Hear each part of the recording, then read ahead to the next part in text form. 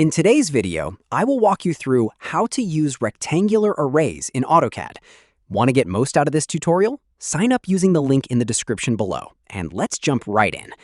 First, draw the shape or object you want to duplicate in your AutoCAD workspace. Make sure the object is complete and has the exact appearance you want before creating the array. Next, select the object by clicking on it. With the object selected, type Array into the command line and press Enter. AutoCAD will provide different array options. Select Rectangular and press Enter. The Array Creation panel will appear at the top of the screen. From this panel, you can adjust the number of rows and columns for your rectangular array. You can also control the spacing between the duplicated objects to create the exact arrangement you need. Adjust the rows, columns, and spacing until the array matches your desired layout. Once you're satisfied with the settings, confirm the array to complete the process. And that's how to use rectangular arrays in AutoCAD.